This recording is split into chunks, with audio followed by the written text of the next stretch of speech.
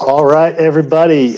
We are here on June 17th, 2020 on Community Conversations. Have the great pleasure of being mayor of Athens-Clarke County. And I am very fortunate tonight because I have with me a couple of people who are in the middle of some life transitions. Isabella Gonzalez, who is going into her senior year at Clarke Central High School, and Charlene Marsh, who's completed a master's degree at the University of Georgia and was an undergrad here as well. In a lot of ways, I guess I'm probably feeling nostalgic because I think a lot of people in the community know that I worked with students for a long time, for more than 20 years here in Athens. And it struck me particularly how challenging it must be right now to be looking at the future as a relatively young person and thinking, what does that future hold? And also, what's going on in the present right now? I mean, I don't think you have to have been alive for very long. I mean, I could tell you my most 8-year-old looks at the world and definitely realizes that he's in a different place than he was in 2 years ago, if only because we can't go to any Braves games this summer. So I really appreciate Isabella and Charlene coming on. Prepared for today, I was thinking a lot about those transitional points in my own life. So I finished high school summer 1989, finished my undergrad end of 93, finished my master's degree spring of 98. And all those points had some unique aspects in history. I certainly think about being in my teens and early 20s in the midst of the AIDS crisis, kind of when that was unfolding. Certainly think about being in college during the 91 Gulf War, the LA riots and Rodney King beating. I mean, so many things, but what's happening on the planet, in the United States, and certainly.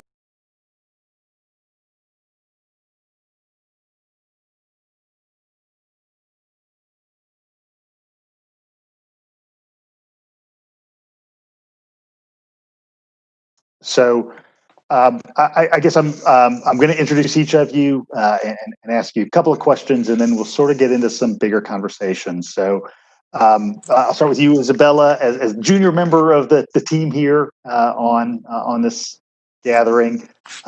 Tell listeners a little bit about your childhood, where you grew up, and what's life been like for you as a high school student pre-COVID here in Athens. I was a pretty normal high school student. I was a member and leader of a couple of clubs, such as my school's ecology club and my school's music honor society. And I was also a part of the mayor's youth commission, so that was cool. Go Youth Commission. Yeah. So pre-COVID was definitely a different time, but I'm excited to see how all of that, all of my extracurriculars play out this year with all of that. And Charlene, talk about your life before you came to Athens and what it was like to transition into living here. Okay, so I grew up in Gwinnett County, specifically in the Norcross area. So I'm a product of Gwinnett County Public Schools. My mother is a teacher, so education has always came to UGA for my undergrad degree starting in the fall of 2015. And I remember seeing myself being in a totally different area than Athens at the time, before I started school. But I think I was lucky enough there's this concept of the UGA bubble, which I'm sure y'all have heard about.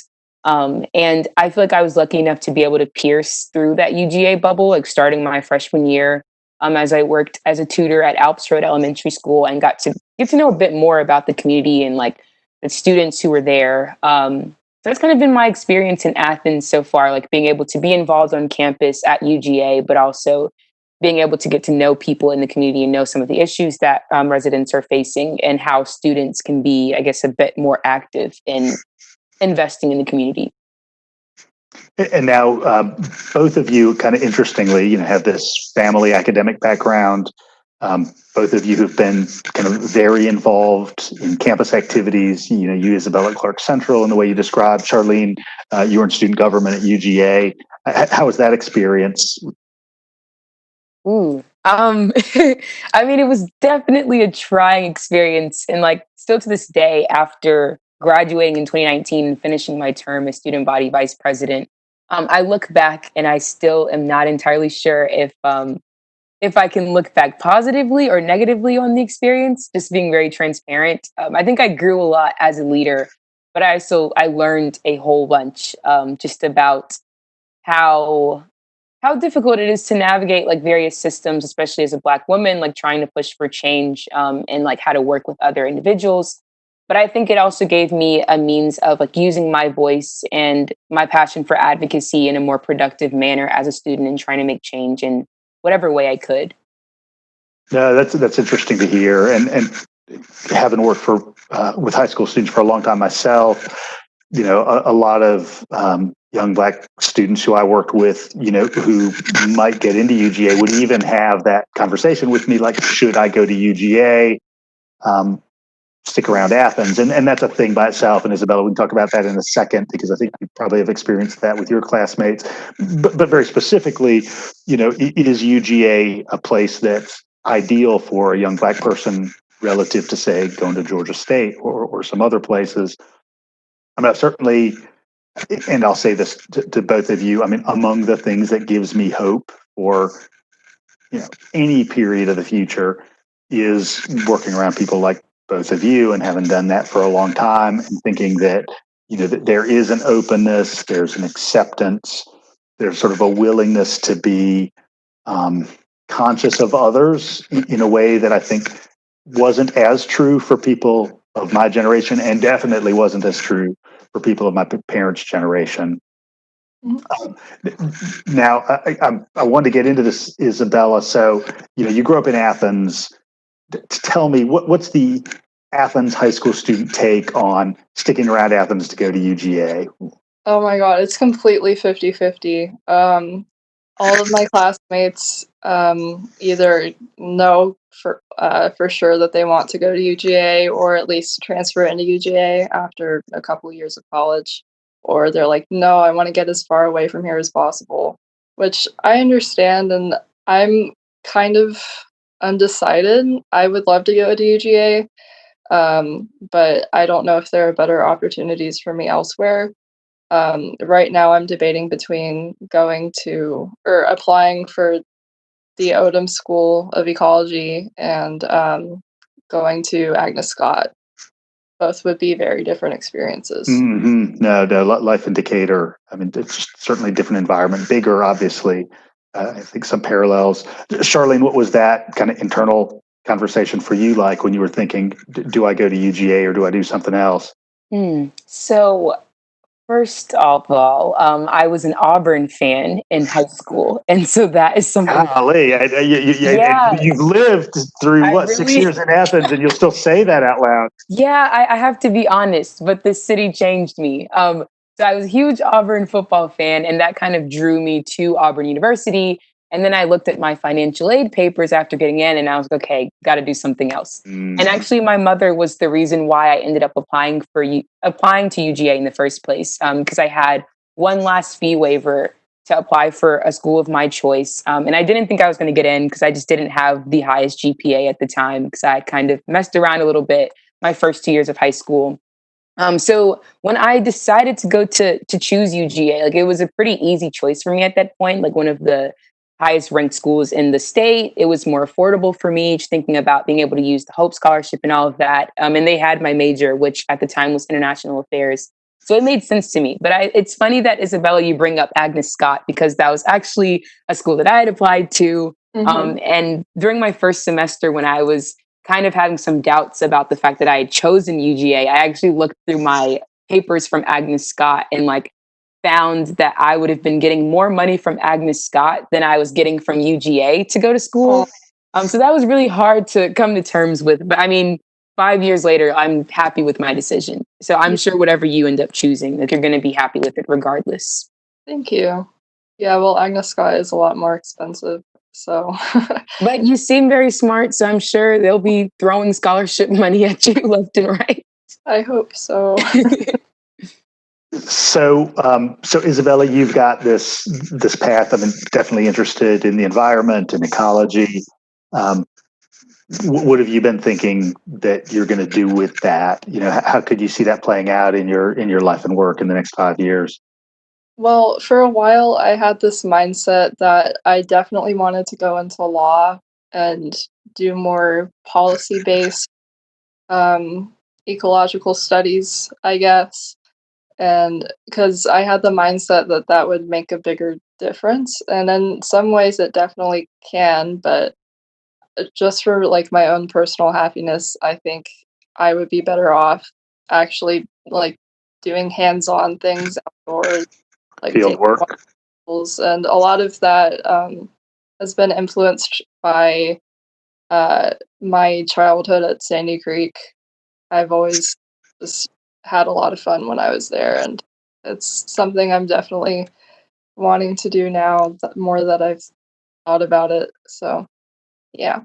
Yeah, and I think for a lot of people, that idea about being sort of an analyst versus a practitioner is a challenge. So my undergraduate degree was in sociology, and Mhm. I liked study, but I really wanted to be on the ground with people, and that was what first moved me toward social work, and then ultimately toward public ed. Is feeling like, all right, well, I'm rooted around other human beings. I'm not just doing research analysis and statistical study, even though topically those things are still interesting to me. So, Charlene, you transitioned from being an undergrad to a graduate student. Tell me about your graduate program. Yes. So I earned my Master of Public Administration in May. Did not get to walk for obvious reasons. Mm. But so starting my junior year at UGA, second semester, I began taking classes in the Double Dogs program, which allows you to take graduate courses while you're still in undergrad, making you able to graduate in 5 years with a bachelor's and master's degree. And so this idea of like analysis and theory versus practicing, that is what led me to even pursue a Master of Public Administration in the first place. I actually was a sociology major for a single semester. And then I took an urban politics class in the School of Public and International Affairs. And that really inspired me to look at local government and urban policy as an area of interest for myself. So that's what led me to the Master of Public Administration program.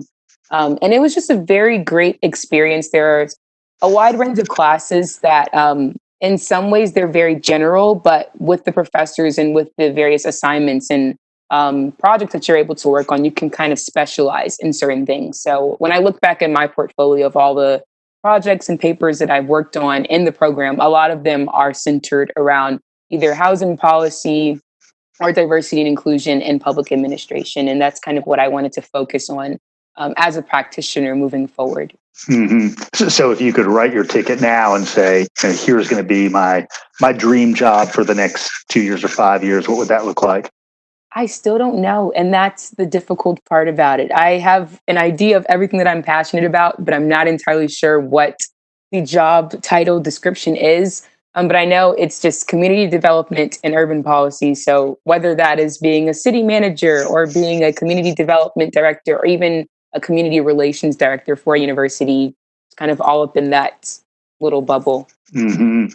No, and one thing that I'll say, has been really cool for me about this job is seeing the intersection between all those things. So, seeing the intersection between environmental policy and race and poverty and housing, understanding how transportation planning and workforce development planning have to be conceived at the same time.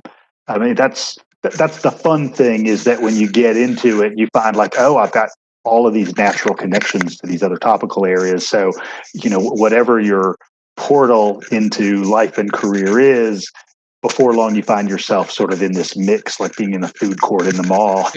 There's just all this stuff connected there. So I want to get into just this moment of time. And I'll start with you, Isabella. I mean, Isabella, when did you really realize, like, oh my goodness, this is not going to be a spring like any other? Well, I was actually in Jekyll for spring break when all of this started to go down.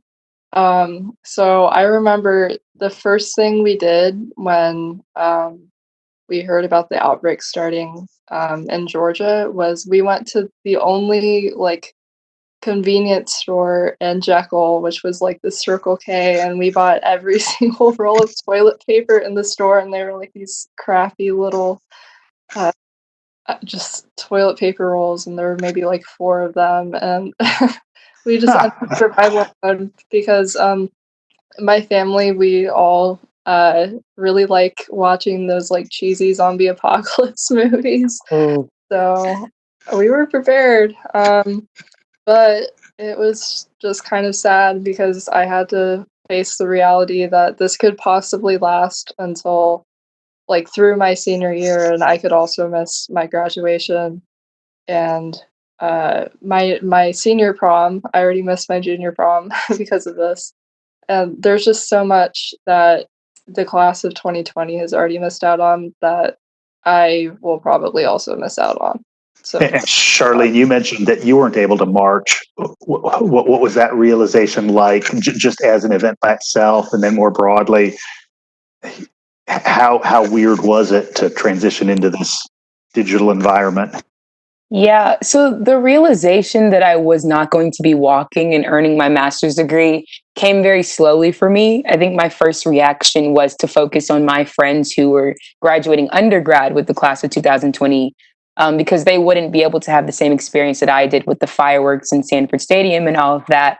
And I think it took maybe about 2 weeks after UGA announced that we wouldn't be having the in-person commencement in May, for me to realize like that also meant I was not going to be walking. And even though I had a great experience graduating last May, I think it was just very hectic trying to decide what I was going to do next with my life, kind of decompressing from such a stressful and hectic year. So I felt like as if I wasn't able to really enjoy like all the festivities and the pomp and circumstance as much as I wanted to.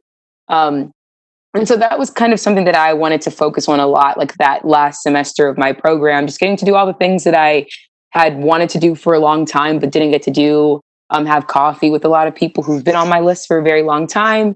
And then COVID came around. And I was actually in Chicago visiting a good friend of mine for our spring break when everything really was like, I don't want to say falling to pieces, but I kind of want to say coming together. And we were really seeing just how like drastic the measures would be to respond to this.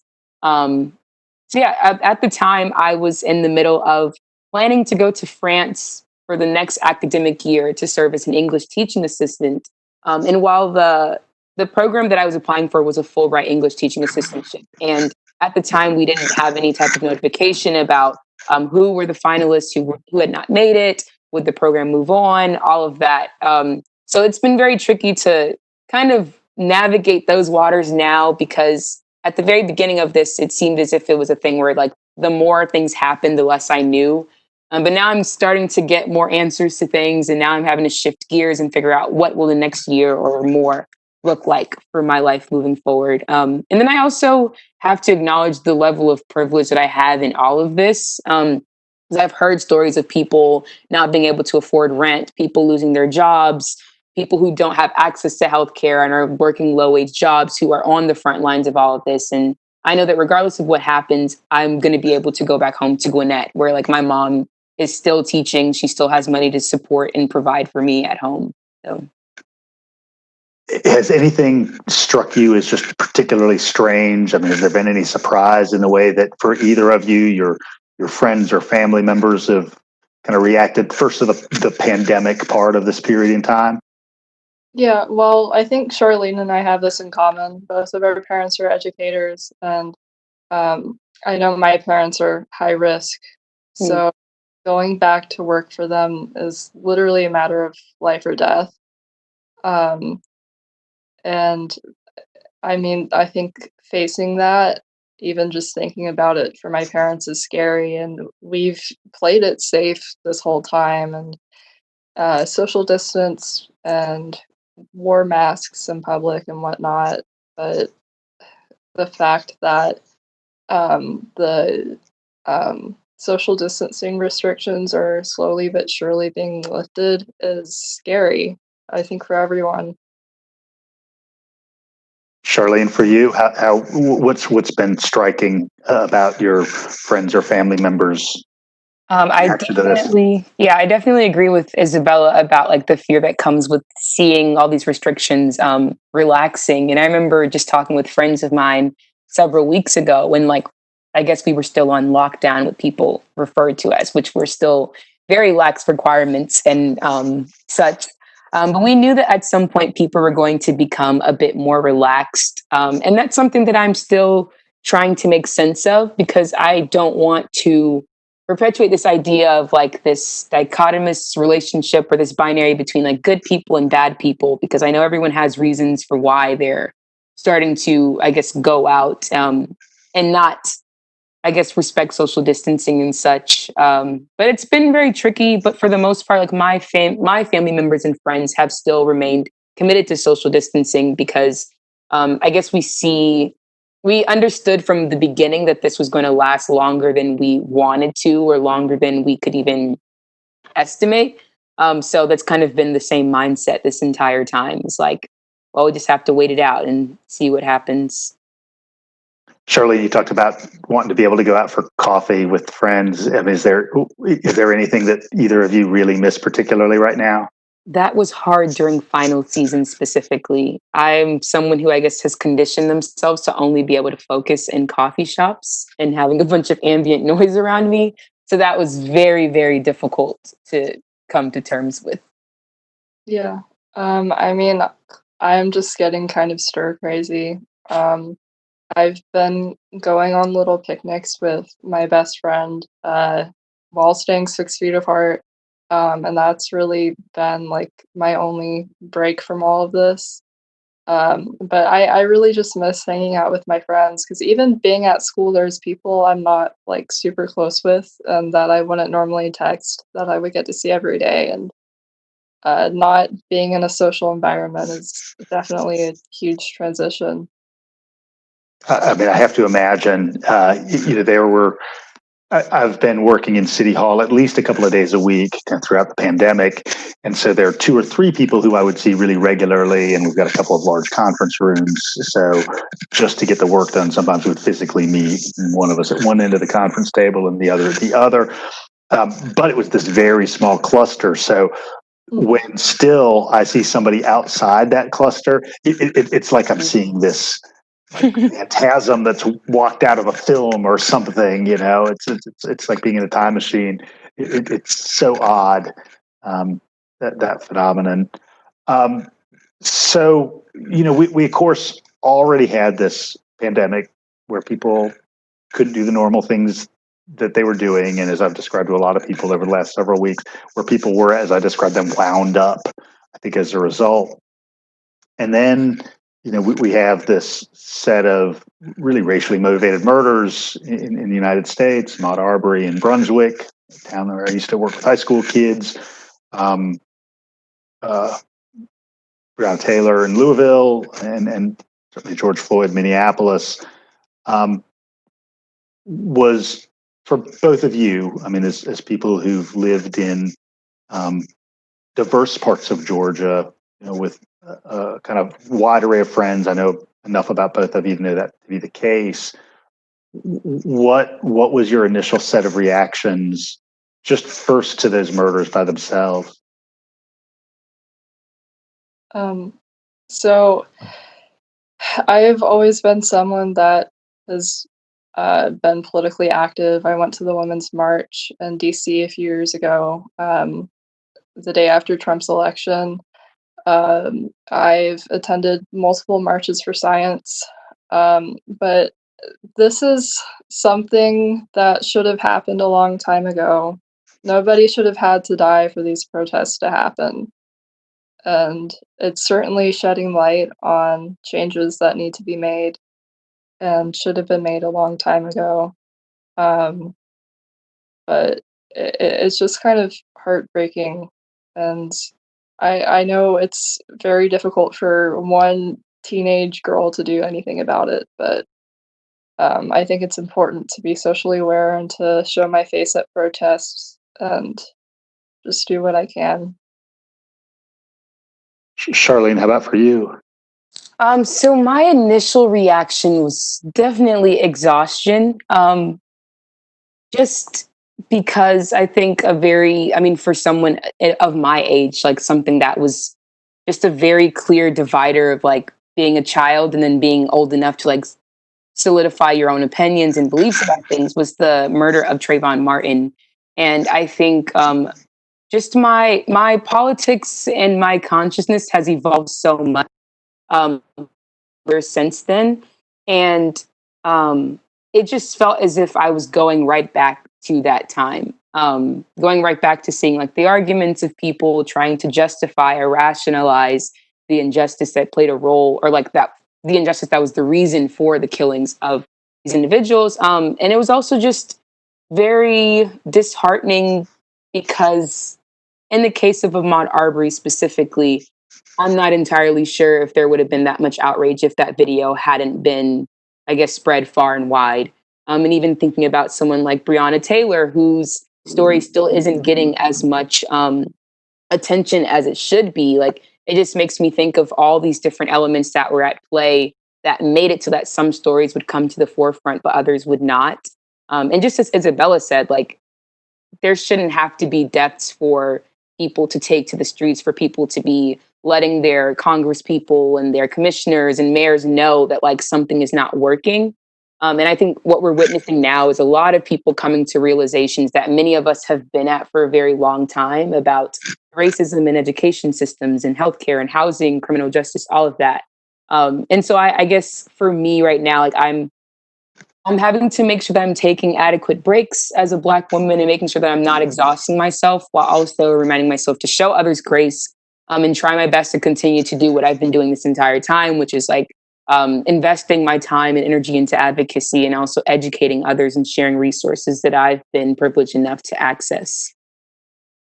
No, it's interesting for me to listen to both of you talk about some sense of disbelief. Whether, Isabella, you kind of described it as sort of disbelief that these murders have even had to presage the level of outrage, or for you, Charlene, the idea that this is this like freakish deja vu. That I mean, and I certainly reflect a lot on those comments in the wake of Trayvon Martin's murder, and think about all of these, what I would describe as inappropriate questions. Oh, should he have been walking down that street? Should he have had that conversation? Shouldn't he have been, quote unquote, nice guy?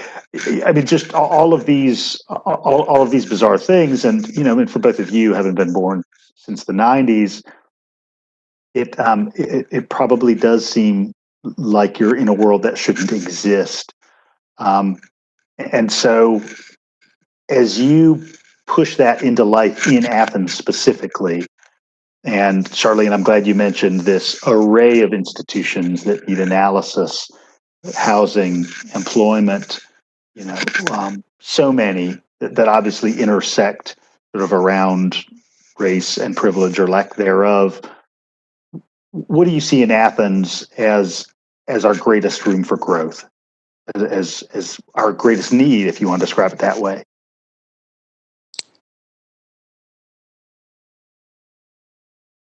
Oh, is this question for me or for Isabella? Either one, by all means, dive in.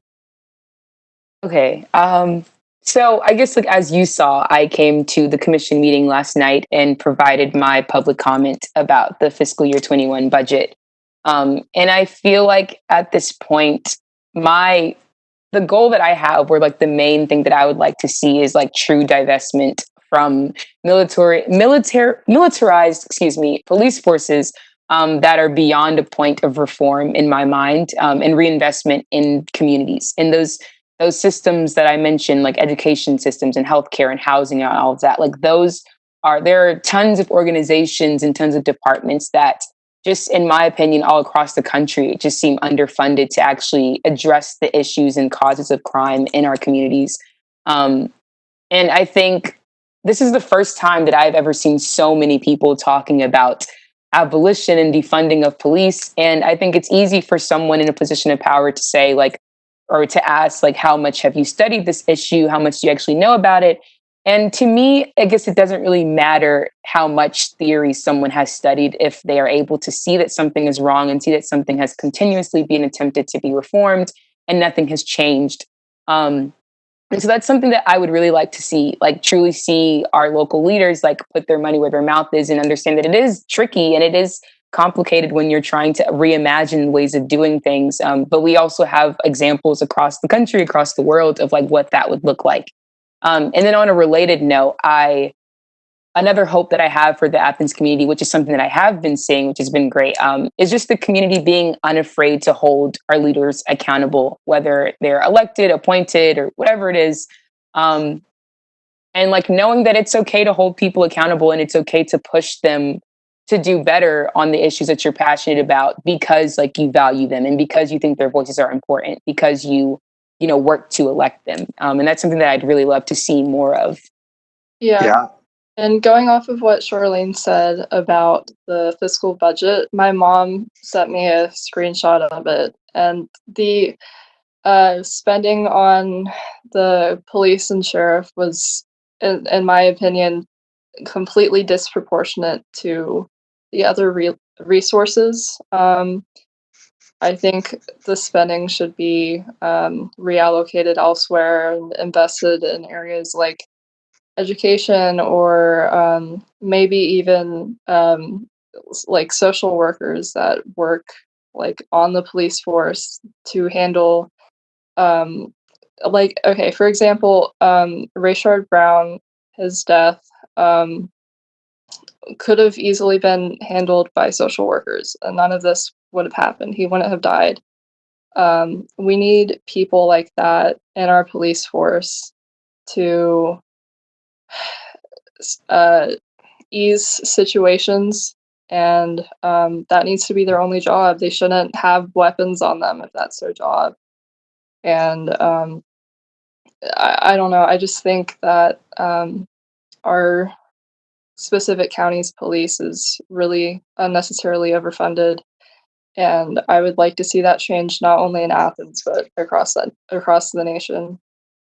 For you, Isabella, having grown up here and spent time in elementary and middle and now high school, does this moment make you think differently about some of the things that you saw when you were 8 and 10 and 12? I mean, not necessarily. I think I was honestly too young to be like completely socially conscious. But I'll give you an example. The first night I had my license, I got pulled over because I didn't have my headlights on. And I'm someone who's always been a little bit uneasy around cops just because, like, I don't know, they always scare me. And I mean, even though I don't appear Hispanic, I am Hispanic. My dad is Cuban. And so when the officer pulled me over, he pulled his gun out on me. And it was like 10 o'clock at night, and it really scared me. And the officer was nice to me once he realized I wasn't a threat. But I think that that shouldn't happen. You know, I don't think that the first thing an officer should do is pull their gun out on someone that they pull over. Mm-hmm. That was really terrifying. I can imagine. Yeah. Now, if both of you had to think, okay, what does the Athens of 10 years from now look like? You know, if we take these lessons and we apply these lessons and we really have a lot of conversation and we really work with a spirit of inquiry and we say, like, how deep can we dig into this? And we do that digging. What does Athens ideally look like in 2030? Charlene, I'll start with you. Let's see. So I think it is impossible for me to imagine what Athens would look like in 10 years without also including like what the implications would be for UGA in that sense. And the first thought that I have like of what I would love to see in 10 years would be the city of Athens and the county of Clarke having a more harmonious relationship with the University of Georgia, and not just simply just for like optics, but like a true relationship that is based on acknowledgement of harm in various marginalized communities and a commitment to redress and involvement beyond this kind of idea of a mysterious, benevolent benefactor. I think it's like, as I mentioned, like all those various institutions in which racism is at play, like we also have to consider the role of higher education institutions across the state and like how they, whether they have not caused certain issues in the communities, how do they, contribute to them? How do they perpetuate them? And this is like a smaller thing, but I would hope to see small businesses and community staples thriving. Like just during my 5 years in Athens alone, I've watched so many small businesses that I've loved like close their doors, and it's been heartbreaking. And I can only imagine what that's like for someone who has lived their entire life here in Athens, or even like their family members are the ones that are running these various like organizations and shops and such.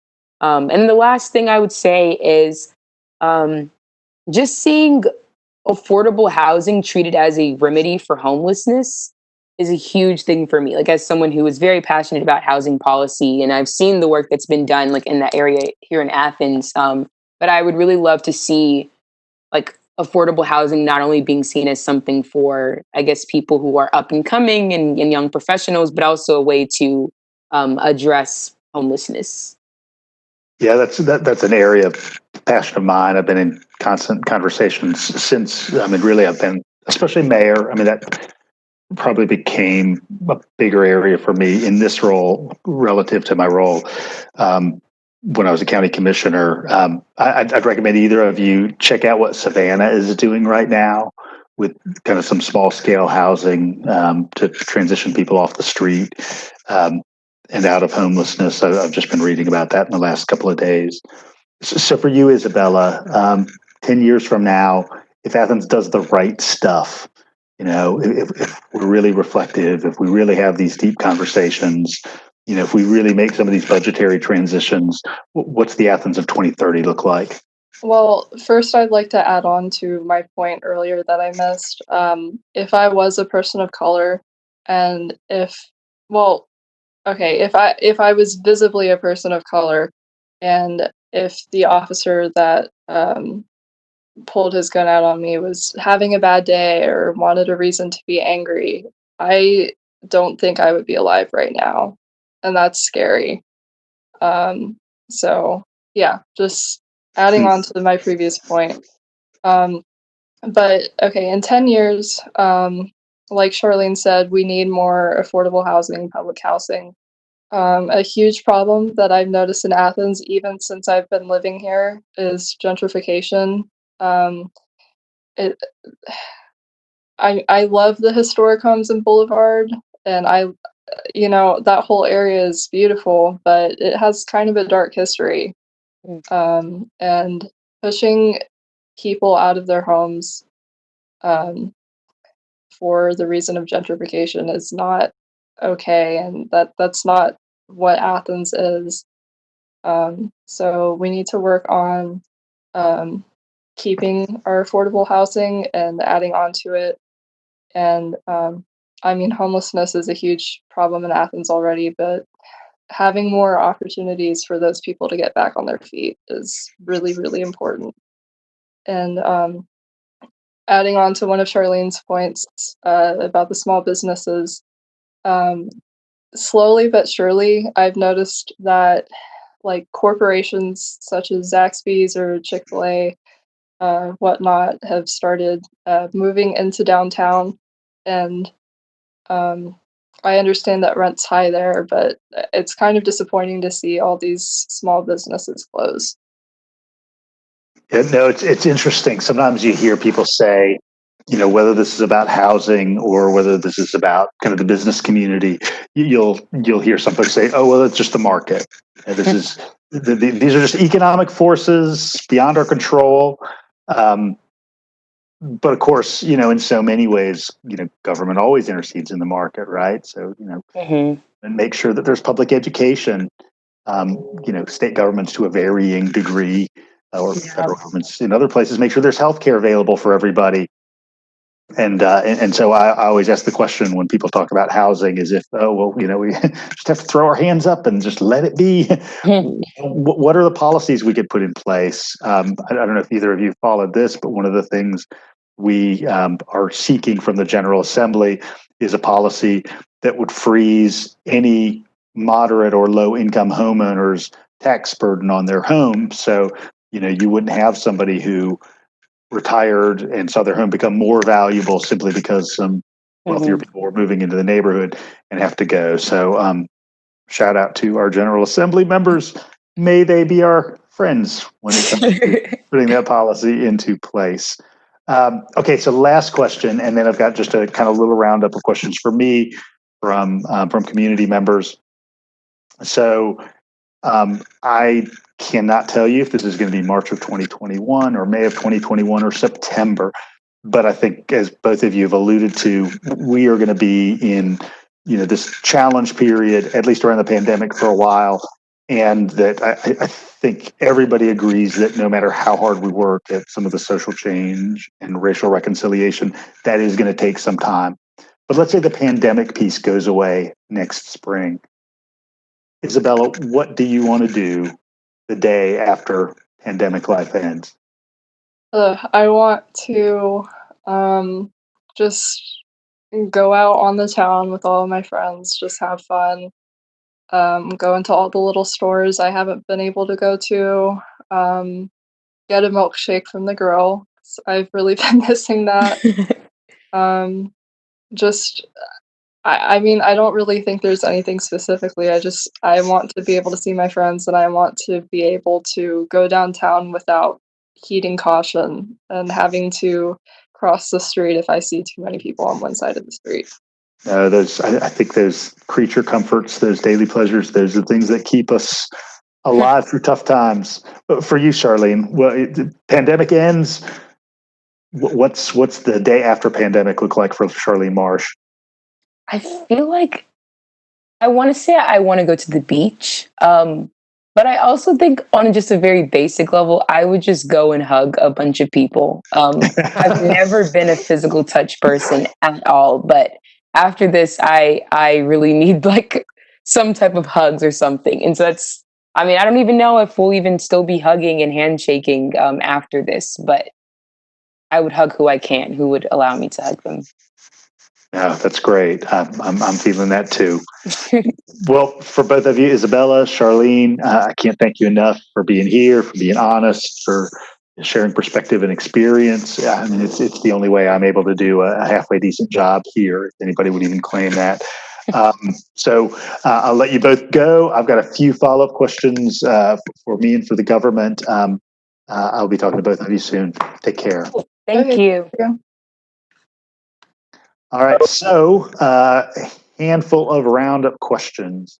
Somebody writes, "Hi, Mayor Girtz, I lost my job and in turn my sole source of income due to COVID-19. I applied for unemployment insurance in early May. I've still yet to hear from anyone regarding my claim. I've attempted phone and email contact daily over a 2-week period with no response. As a recently unemployed Athens resident in desperate need of unemployment insurance, how, in the seeming absence of any viable contact point to proceed, can I ensure benefits in the near future?" So we reached out to the Department of Labor. They noted that the Department of Labor website is constantly being updated every day with new information. And then there's a DOL Facebook and LinkedIn page that has answers to those same questions, as well as some tutorials. What some people have said is that if they're trying to interact through the online portal with the Department of Labor, going on very late at night has worked for them. So we'll want to give you that point. I wish everybody well who's going through these very difficult economic times. I think about the few tough transitions I've had economically, and if this was a wave of economic devastation, I don't know how I would get through it. So I'm thinking of you. Please continue to email me. I have found that if you email the mayor and I bounce that email over to the Department of Labor, sometimes that's helpful. So by all means, use that portal if you'd like to email me. I've got a question from Gary who asks, for residents that have gotten coronavirus, where in Clarke County have these people come into contact with the virus? Or in other words, where are the Clarke County hotspots? What we don't have, and this is something that I've been discussing and a lot of other mayors have been discussing in terms of a healthcare response need that you've also heard from Dr. Fauci and others, is that we really need contact tracing to know, where are the clusters. That is emerging in Georgia, but it's not where we need it. I'll say very generally, there was a New York Times daily podcast I listened to a few days ago, and a doctor was saying that among the things we've learned in the midst of the pandemic is that surfaces may not be quite as bad a spreader as we thought they may be. Certainly, don't stop washing your hands, don't stop using hand sanitizer. But in the overall wave of where are people getting infected, this physician was saying, really, it's the aerosol spread, the person-to-person spread, and that's even proven worse. So, beyond just being in very close proximity to somebody, just being around somebody for 10 or 15 minutes within 6 or 8 feet is an issue. So we, as you may have heard, are going to be distributing masks first in public transit and county facilities, and then to vulnerable populations through the Council on Aging. We're going to be collaborating with the Downtown Development Authority to continue to do that. So we bought tens of thousands of masks. Please continue to wear your mask out in public. Simply, no matter where you are, having a mask on if you're going to be coming close to anybody is a good idea. The only time I'm not wearing a mask here in City Hall is when I'm actually right here in my office. Let's see. Somebody notes that certain strains of cannabis are seen as a therapy for COVID-19. Will you push to investigate this and possibly legalize? I still would recommend on the state level the kind of measures that Colorado and Oregon and others have taken, seemingly without some long-term danger. We have entered what's called the pre-arrest diversion program in Athens. So if somebody is found with less than an ounce of marijuana, that they are filtered into a program where no arrest goes on your record. So it doesn't follow you for academic purposes and doesn't follow you for employment purposes. So I'm glad we've taken that step. And hopefully we get some continued assistance from our state partners. I was talking with a friend about a month ago about this. He inquired, and I think it's inevitable that we're going to see change in every state across the country. I just think we're in that wave. Whether that comes to Georgia in 3 years or 5 years or 8 years, I have no doubt that it's coming. Somebody asks, what are the proper channels and procedures to go through to have the Confederate monuments safely removed? Well, we are in the midst of that right now. There's been some information in the press about that. We've got a location for that safe removal where it's not confronting people in the public square as they cross Broad Street, but is in a place where if somebody wants to reflect on the deceased who are listed on that, they can do that in a safe and private manner. But in a space that's available to the public at the Battle of Barber Creek battle site on Macon Highway. So, last question. What's Athens doing with the east side? We don't believe we have enough police officers. We've got crimes, including robberies and entering autos. And there's been discussion of reducing police officers.